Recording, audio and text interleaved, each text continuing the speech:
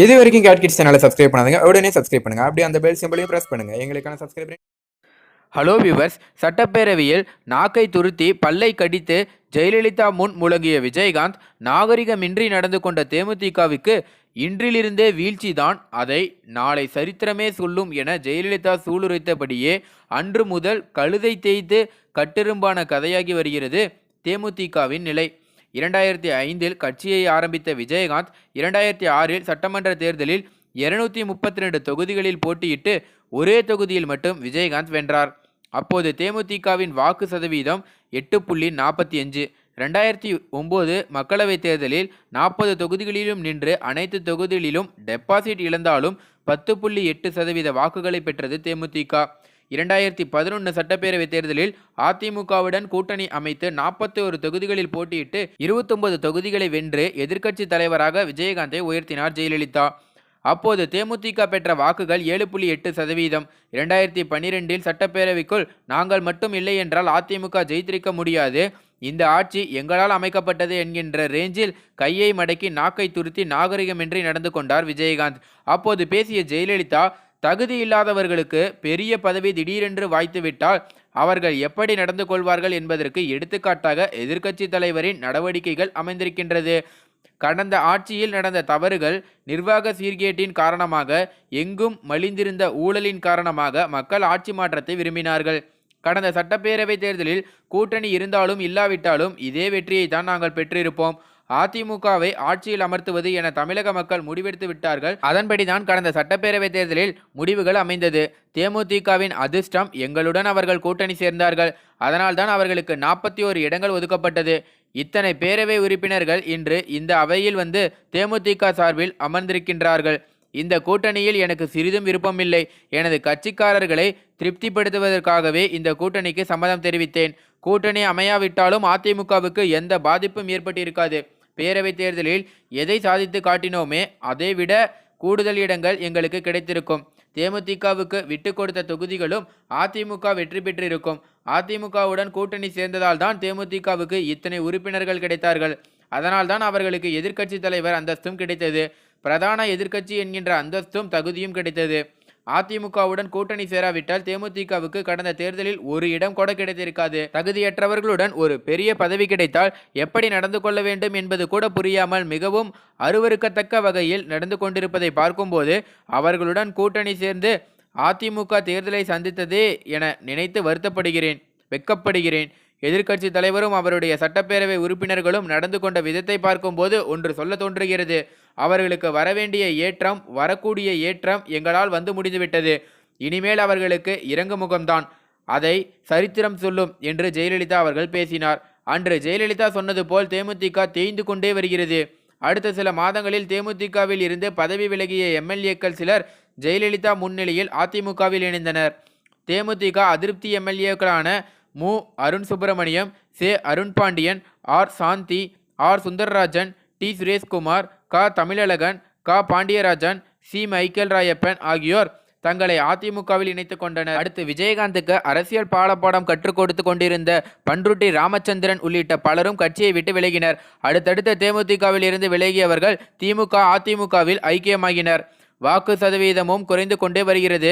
2014 நாடாளுமன்ற தேர்தலில் பாஜகவுடன் கூட்டணி அமைத்து 14 தொகுதிகளில் போட்டியிட்ட தேமுதிக 20,78,000 வாக்குகள் மட்டுமே பெற்று வாக்கு சதவீதம் 5.19 குறைந்து போனது. அடுத்து 2016 சட்டமன்ற தேர்தலில் மக்கள் நல கூட்டணியில் இணைந்து 104 தொகுதியில் போட்டியிட்ட தேமுதிக 103 தொகுதிகளில் டெபாசிட் இழந்தது. அந்த தேர்தலில் 10,34,384 வாக்குகளை பெற்று 2.39% வாக்குகளை மட்டுமே பெற்றது. அப்போது இருந்த நிலையை விட தற்போது தேமுதிகவின் நிலையை படு பாதாளத்திற்கு போய்விட்டது என்றுதான் சொல்ல வேண்டும்.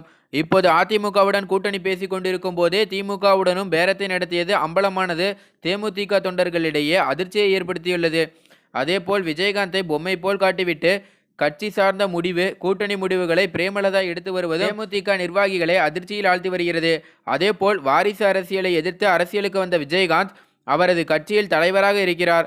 மனைவி பொருளாளர், மைந்தனர் துணை பொதுச் செயலாளர், மகனுக்கு இளைஞரணி பொறுப்பு என ஒரே குடும்பத்தில் உள்ள 4 பேரும் கட்சியில் முதல் 4 முக்கிய பொறுப்பில் இருந்து வருவதும் தேமுதிகவினரை அதிருப்திக்கு உள்ளாக்கியிருக்கிறது. ஆகையால் ஜெயலலிதா சொன்னது போல் இனி தேமுதிகவுக்கு வீழ்ச்சியே தவிர எழுவதற்கு வாய்ப்பே இல்லை என்று பல அதிமுக தொண்டர்கள் சொல்லி வருகிறார்கள். மேலும் அது மட்டும் இல்லாமல் தற்போது பார்த்தீங்கன்னா நாடாளுமன்ற தேர்தலில் போட்டியிட தமிழகத்தில் திமுக அதிமுக ஆகிய இரு கட்சிகளும் மெகா கூட்டணியை அறிவிச்சிருக்காங்க. அதிமுக கூட்டணியில் தேமுதிகவை இணைத்துவிட வேண்டும் என பாஜக பெருமுயற்சி செய்து வருகிறது. ஆனால் பாமகவுக்கு இணையான தொகுதிகள் வேண்டும் என பிரேமலதா அடம்பிடித்து வந்தார்.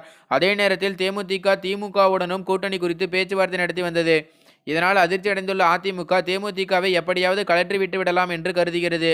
ஆனால் 7 சீட்டுகளுக்கும் மேல் என்பதில் தொடங்கிய தேமுதிக இப்போது எப்படியாவது 4 சீட்டு கொடுத்தால் போதும் என்ற நிலைமைக்கு இறங்கிவிட்டது. இது தொடர்பாக டெல்லிக்கு சுதீஷ் தொடர்ந்து அழுத்தம் கொடுத்து வந்தார். பாஜகவும் எடப்பாடியை தொடர்பு கொண்டு 4 சீட்டுக்கு இறங்கி வந்திருக்காங்க. அதை கொடுத்துடலாம், கூட்டணியில் அவங்களும் இருந்தா பலம்தானே என சொல்லியிருக்கிறாங்களாம். இதற்கு பதிலளித்துள்ள முதலமைச்சர் எடப்பாடி பழனிசாமி அவர்கள், என் அரசியல் வாழ்க்கையில் இப்படி மாற்றி மாற்றி பேசி நான் பார்த்ததே இல்லை. அரசியலையே வியாபாரமாக மாற்றிட்டாங்க பிரேமலதா.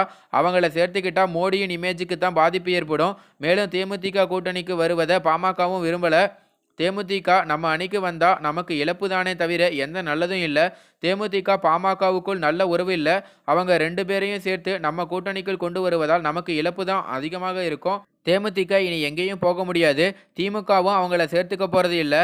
அதனால் இதை அப்படியே விட்டுடுங்க அப்படிங்கிற மாதிரி சொல்லியிருக்காராம். இந்த நிலையில நேற்று செய்தியாளர்களிடம் பேசிய பிரேமலதா அதிமுகவை வறுத்தெடுத்து விட்டார்.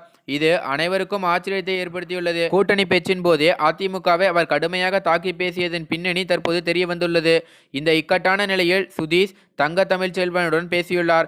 இந்த தகவல் தினகரனுக்கு சொல்லப்பட சரி பேசுவோம் என்று தகவல் தந்திருக்கிறார். தினகரன் தந்த இந்த நம்பிக்கையில் தான் பிரேமலதா திமுக அதிமுகவுக்கு எதிராக கோபமான வார்த்தைகளால் விளையாடியுள்ளார் என்று தகவல் வெளியாகியுள்ளது. இப்படி இது ஒரு பக்கம் போயிட்டு இருந்தா இன்னொரு பக்கம் பார்த்தீங்கன்னா தினகரன் சமுதாய இயக்கம் போல் கட்சி நடத்துவதாக கூறி அமமுக புதுக்கோட்டை வடக்கு மாவட்ட செயலாளர் குல சண்முகநாதன் முதலமைச்சர் எடப்பாடி பழனிசாமி முன்னிலையில் அதிமுகவில் மீண்டும் இணைந்துள்ளார். சென்னை பசுமை வெளிச்சாலையில் உள்ள இல்லத்தில் முதலமைச்சர் எடப்பாடி பழனிசாமியை நேரில் சந்தித்து மீண்டும் அவர் தன்னை அஇஅதிமுகவில் இணைத்துக் கொண்டார். இந்நிகழ்வில் மக்கள் நல்வாழ்வுத்துறை அமைச்சர் விஜயபாஸ்கர், தமிழ்நாடு வீட்டு வசதி வாரிய தலைவர் வைரமுத்து உள்ளிட்டோர் உடனிருந்தனர். இதனையடுத்து செய்தியாளர்களை சந்தித்த அவர் அமமுகவில் உட்கட்சி ஜனநாயகம் இல்லை என்றும் சமுதாய இயக்கம் போல் கட்சியை தினகரன் நடத்துவதாக கூறினார். வழக்கமாக தினகரன் அணியில் இருப்பவர்கள் திமுக பக்கம் சாய்ந்து வரும் நிலையில் திமுகவில் தற்போது தேர்தல் வேலைகளில் பிஸியாக இருப்பதால் டம்மியாக எதற்கும் தேராத டிக்கெட்டுகளை சீண்டாத நிலையில் கூச்சப்படாமல் மீண்டும் அதிமுகவிலேயே இணைத்து வருகின்றனர் அதிமுகவின் பழைய கைகள்.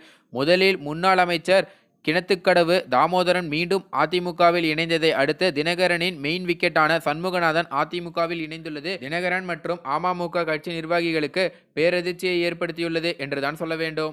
இது ஒரு பக்கம் இருக்க, இன்னொரு பக்கம் பார்த்தீங்கன்னா தினகரன் ஒரு தரிசுக்காடு. அவரிடம் இருப்பவர்கள் துண்டை காணோம் துணியை காணோம் என்று ஓடிவிடுவார்கள். விரைவில் அவர்கள் நேராக எங்களிடம்தான் வருவார்கள் அப்படிங்கிற மாதிரி அமைச்சர் ராஜேந்திர பாலாஜி அவர்கள் சொல்லியிருக்காரு. அதே போல ஜெயலலிதாவின் மறைவுக்கு பின்னர் அதிமுக இருக்காது, அழிந்துவிடும் என்று சொன்னவர்கள் எல்லாம் தற்போது அதிமுகவோடு கூட்டணி வைத்தால்தான் அரசியல் எதிர்காலம் என்று சொல்லி ஓடி வந்து கூட்டணி வைத்துள்ளனர். இப்படி பார்த்தீங்கன்னா CV சண்முகம் அவர்கள் சொல்லியிருக்காருன்னே சொல்லலாம். அதே போல அமைச்சர் ஜெயக்குமார் அவர்கள் சொல்லும்போது என்ன சொல்லியிருக்காருன்னா, தேமுதிகவை கேவலப்படுத்தும் வகையில் திமுக நடந்து கொண்டது அரசியல் நாகரிகம் அல்ல, அரசியல் கட்சிக்குள் பேசுவதை வெளியில் சொல்லக்கூடாது அப்படிங்கிற மாதிரி அவர் சொல்லியிருக்காரு. போல பார்த்தீங்கன்னா தமிழக அரசியல் தற்போது ரொம்ப பரபரப்பாக போயிட்டு இருக்கு அப்படின்னே சொல்லலாம்.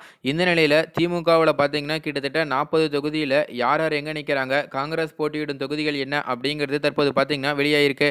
அதாவது திமுக தலைமையிலான கூட்டணி பார்த்தீங்கன்னா காங்கிரஸ் கட்சி இருக்கு, இந்திய யூனியன் முஸ்லீம் லீக் கட்சி இருக்கு, விடுதலை சிறுத்தைகள், கொங்குநாடு மக்கள் கட்சி, IJK, இந்திய கம்யூனிஸ்ட், விடுதலை சிறுத்தை, மார்க்சிஸ்ட் கட்சி, மதிமுக ஆகிய கட்சிகளுடன் கூட்டணி ஒப்பந்தம் கையெழுத்தாயிருக்கு. இதன்படி காங்கிரஸ் கட்சிக்கு 10 தொகுதிகள், விடுதலை சிறுத்தைக்கு 2 தொகுதிகளும், இந்திய கம்யூனிஸ்ட் கட்சிக்கு 2 தொகுதிகளும், இந்திய யூனியன் முஸ்லீம் லீக் கட்சிகளுக்கு கிட்டத்தட்ட 1 தொகுதியும், கொங்குநாடு மக்கள் கட்சிக்கு 1 தொகுதியும், IJKக்கு 1 தொகுதியும், மதிமுகவிற்கு 1 மக்களவை 1 மாநிலங்களவை தொகுதியும், மார்க்சிஸ்ட் கட்சிக்கு 2 தொகுதியும் வழங்கப்பட்டுள்ளது. திமுக வரும் பாராளுமன்ற தேர்தலில் 20 தொகுதிகளில் போட்டியிட உள்ளது. காங்கிரசுக்கு ஒதுக்கப்பட்ட 10 தொகுதிகளில் 7 தொகுதிகளை தற்போது உறுதி செய்திருப்பதாகவும் மேலும் அந்த தொகுதிகளில் போட்டியிட சிலர் விருப்பம் தெரிவித்திருப்பதாகவும் தகவல்கள் வெளியாகியுள்ளது. என்னென்ன தொகுதி அப்படின்னு பார்த்தீங்கன்னா கிட்டத்தட்ட கன்னியாகுமரி, சிவகங்கை, திருச்சி, ஈரோடு அல்லது திருப்பூர், சேலம், தேனி, விருதுநகர் இந்த இடத்தெல்லாம் பார்த்தீங்கன்னா காங்கிரஸுக்கு ஒதுக்கியிருக்காங்க. அதே போல் இன்னும் 3 தொகுதி பார்த்தீங்கன்னா முடிவு பண்ணிட்டு இருக்காங்கன்னே சொல்லலாம். அதே போல் போட்டியிடும் விருப்பம் வேட்பாளர்கள் யார் அப்படின்னு பார்த்தீங்கன்னா, சிவகங்கையில் சிதம்பரத்தின் மகன் கார்த்திக் சிதம்பரமும், திருச்சியில் நடிகை குஷ்புவும், ஈரோடு அல்லது திருப்பூரில் இளங்கோவனும், தேனி மாவட்டத்தில் அருண் அல்லது அவரின் மகன் அசான் அருண், அதே போல் விருதுநகரில் மாணிக்க தாகூர், அதே போல் கன்னியாகுமரியில் Vasanthakumar, Robert Bruce, Ruby Manoharan என 13 பேர் விருப்பம் தெரிவிச்சிருக்காங்க. மேலும் 3 தொகுதிகள் குறித்து மீண்டும் பேச்சுவார்த்தை மற்றும் ஆலோசனை நடக்க உள்ளதாக தகவல்கள் வெளியாகியுள்ளது. ஏற்கனவே காங்கிரஸ் பார்த்தீங்கன்னா புதுச்சேரியில் போட்டியிடுவது உறுதி அப்படிங்கிற மாதிரியும் தகவல் வெளியாயிருக்கு. இது போல் அரசியல் பார்த்தீங்கன்னா தற்போது களை கட்டி வருது அப்படின்னே சொல்லலாம். மேலும் இவங்க எல்லாமே ஒரு மெகா கூட்டணியாக இருக்கும்போது தேமுதிக தற்போது பார்த்தீங்கன்னா தனித்து நிற்கிறதுனால தேமுதிக தொண்டர்கள் ரொம்ப வருத்தத்தில் இருக்காங்க அப்படின்னே சொல்லலாம். மேலும் இந்த தகவல் குறித்து உங்களோட கருத்து என்ன அப்படிங்கிறத கீழே கமெண்ட்ல பதிவு பண்ணுங்க. மேலும் இந்த தகவல் உங்களுக்கு பிடிச்சிருந்துச்சுன்னா மறக்காமல் லைக் பண்ணி ஷேர் பண்ணுங்க. இதே போல் பல தகவலை தெரிஞ்சுக்கொள்ள நம்ம சேனலை உடனடியாக சப்ஸ்கிரைப் பண்ணுங்க. தேங்க்யூ.